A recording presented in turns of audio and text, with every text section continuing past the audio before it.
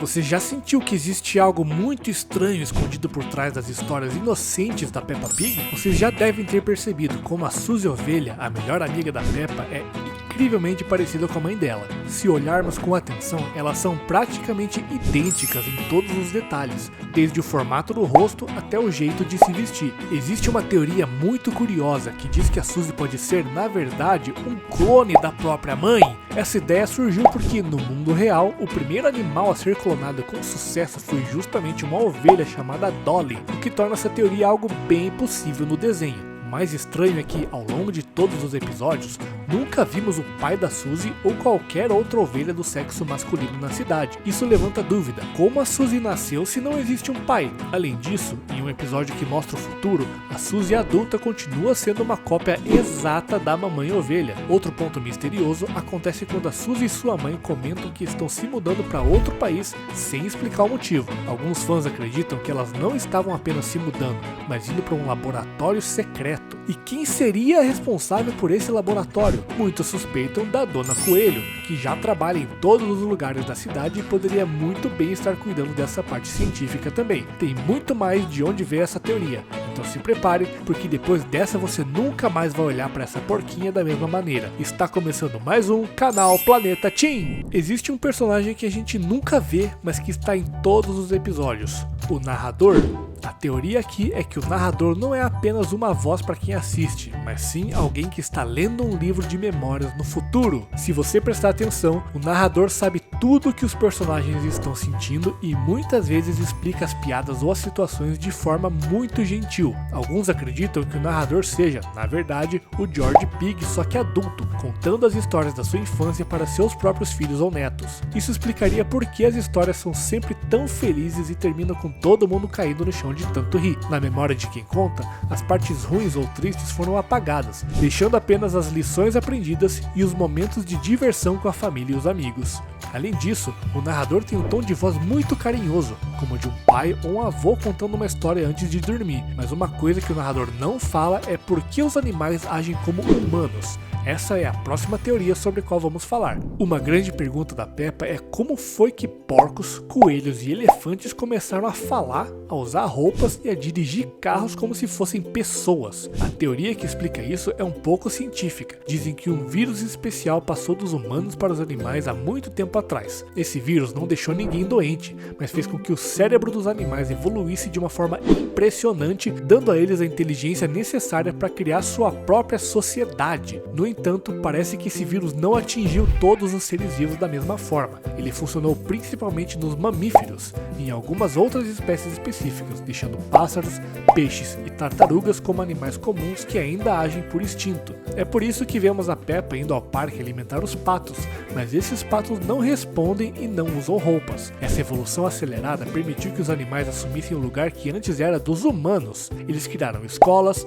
hospitais e até sistemas de transporte, mantendo um equilíbrio perfeito entre o seu lado animal e as novas habilidades que adquiriram. Qual teoria você acha mais maluca? Comenta com a hashtag PeppaPig e conta pra gente!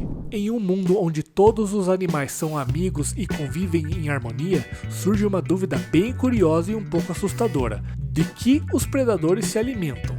Se o lobo, o crocodilo e o leão são amigos dos porcos, eles não podem caçá-los, certo? Vimos em um episódio que o Papai Pig organiza um churrasco para os seus amigos, e lá estão o Sr. Touro, o Sr. Zebra, o Sr. Coelho e o Sr. Pônei. Se eles estão fazendo um churrasco, que tipo de carne eles estão usando se todos os animais ao redor são seus vizinhos?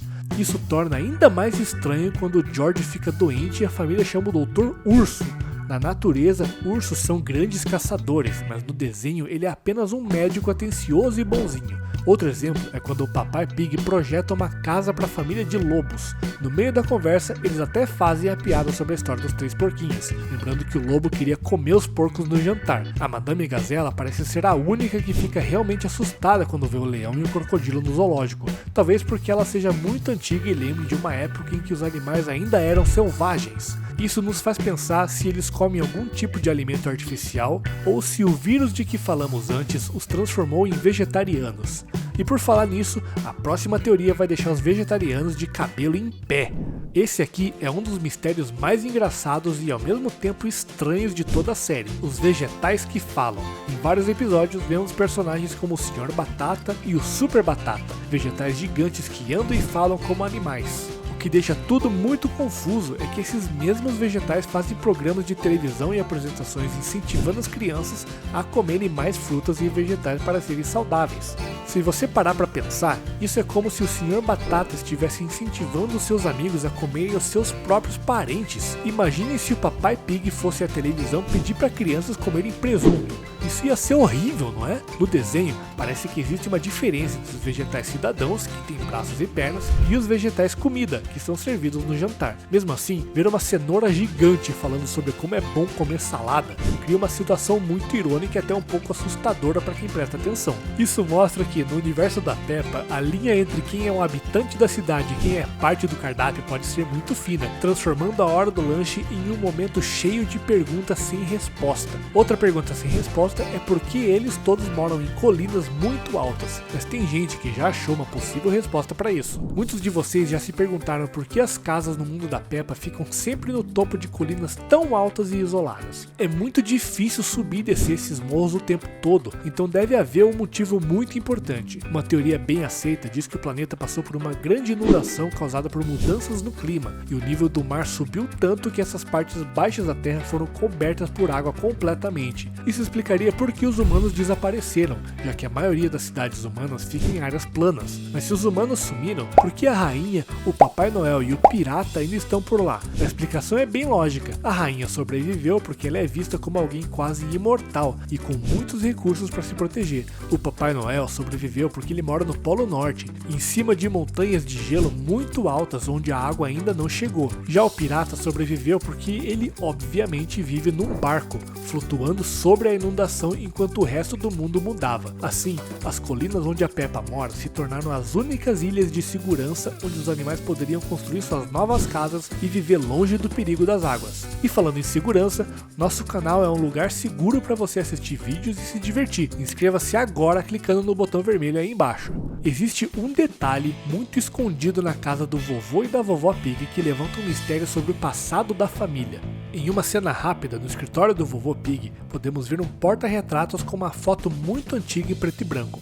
Nessa foto aparecem dois porquinhos crianças, um é mais alto e o outro é menorzinho. O fato da foto ser em preto e branco sugere que ela foi tirada há muito tempo atrás. O mais curioso é que o Papai Pig também tem uma cópia dessa mesma foto em cima da mesa dele no trabalho. Se os porquinhos da foto não são a Peppa e o George, quem seriam eles? Alguns acreditam que poderia ser o Papai Pig e o seu irmão quando eram pequenos, mas isso nos leva a outra pergunta.